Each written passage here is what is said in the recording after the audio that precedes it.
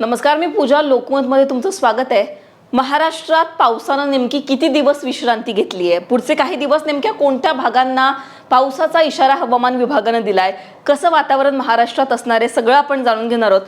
सध्याची satellite image जर तुम्ही बघितली तर हे ढग तुम्हाला दिसत आहेत, पण सध्या महाराष्ट्रामध्ये कुठेही मोठ्या प्रमाणात ढगांची निर्मिती होतीये किंवा पावसासाठी पोषक वातावरण तयार झालंय अशी परिस्थिती नाहीये. कारण जे इथे आपल्याला एक कमी दाबाचं क्षेत्र गेले काही दिवस पाहायला मिळत होतं, डीप डिप्रेशन, ज्यामुळे खरं तर पाऊस पडत होता, ते वरच्या दिशेला गेलंय. गुजरातच्या बाजूला ते जाऊन त्याचा जोर ओसरलेला आहे आणि त्यामुळे महाराष्ट्रात बंगालच्या उपसागरात कुठलीही सक्रिय प्रणाली आपल्याला पाहायला मिळत नाहीये. कुठलंही कमी दाबाचं क्षेत्र सध्या तयार झालेलं नाहीये आणि त्यामुळे सध्या आपल्याला दिसतंय, हे जर तुम्ही बघितलं तर हे कुठेही पावसाचे ढग आपल्याला इथे दिसत नाहीयेत. थोडेफार ढग असतील पण ते कुठेही पावसाचे ढग नाहीयेत आणि त्यामुळेच आपल्याला पावसासाठी पोषक असं वातावरण तयार होतंय महाराष्ट्रात, अशी परिस्थिती दिसत नाहीये.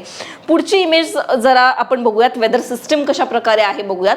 त्यावरून आपल्याला काय कळेल की सध्या कशा प्रकारे आपल्याला वेदर सिस्टम पाहायला मिळते. इथे एक कमी दाबाचं क्षेत्र बंगालच्या उपसागरात पुन्हा नव्याने तयार होतंय, पण अर्थात ते या भारताच्या किनारपट्टीपासून फार दूर आहे आणि सध्या तरी या कमी दाबाच्या क्षेत्रामुळे इथे कुठेही भारतावर परिणाम होतोय असं चित्र नाहीये.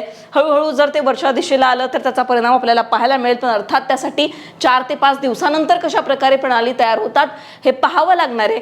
सध्या इथे तुम्ही जो हा हिरवा कलर बघताय तिथे थोडाफार पाऊस आहे दक्षिण भारतात किनारपट्टी लगत. बाकी पूर्वेच्या बाजूला पाऊस आहे, वरती उत्तर भारतात पाऊस आहे, पण महाराष्ट्राच्या भागामध्ये आपल्याला व्हाईट कलरच दिसतोय जास्त करून. म्हणजेच काय तर पाऊस इथे आपल्याला कुठेही जास्त दिसत नाहीये. हवामान तज्ज्ञ यावर काय सांगतात, लोकमतने जी बातमी दिली आहे सकाळी ती आपण जाणून घेऊयात. आता इकडे बघा, माणिकराव खुळे जे हवामान शास्त्रज्ञ आहेत ते काय म्हणतात, ऑगस्टमध्ये नेमकी कशी परिस्थिती असू शकते.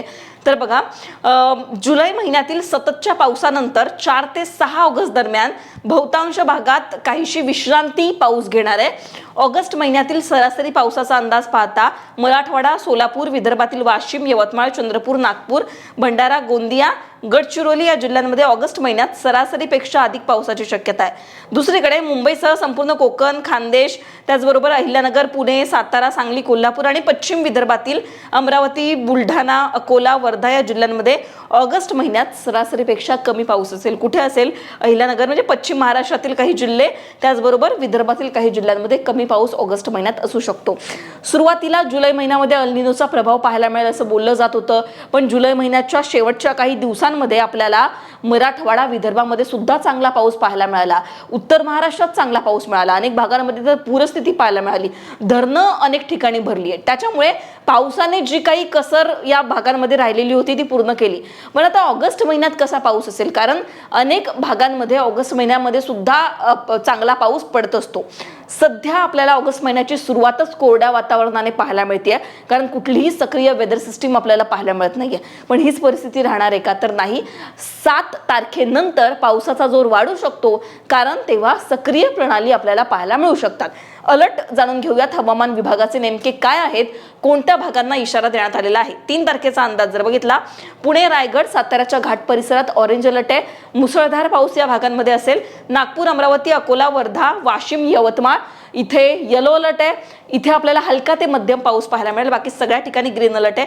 फक्त नाशिक, ठाणे येलो अलर्ट आहे, हलका ते मध्यम पाऊस असेल. बाकी मराठवाड्याचा भाग, उत्तर महाराष्ट्राच्या भागात ढगाळ वातावरण असेल, पण इतका पाऊस आपल्याला 3 तारखेला पाहायला मिळणार नाहीये. पुढे जाऊयात. 4 तारखेचा अंदाज जर बघितला, पावसाचा जोर आणखीन कमी होणार आहे. फक्त विदर्भातील गोंदिया, नागपूर, वर्धा, वाशिम, गडचिरोली, यवतमाळ, चंद्रपूर या भागांमध्ये हलका ते मध्यम पाऊस असणार आहे आणि पुणे, साताऱ्याच्या घाट परिसरात हलका ते मध्यम पाऊस. बाकी मराठवाडा, उत्तर महाराष्ट्र, कोकणात आपल्याला 4 तारखेला कुठेच पाऊस नाहीये असा अंदाज वर्तवण्यात आलाय. 5 आणि 6 तारखेचा अंदाज, 5 तारखेला सुद्धा विदर्भात पाऊस कायम असणार आहे. गोंदिया, नागपूर, वर्धा, यवतमाळ, गडचिरोली या सगळ्या भागांमध्ये पाऊस आहे. बाकी कुठेच आपल्याला पाऊस दिसत नाहीये. 6 तारखेचा अंदाज जर आपण बघितला, तिथे सुद्धा आणखीनच पावसाचं आपल्याला चित्र दिसतंय की तो कमी असणार आहे.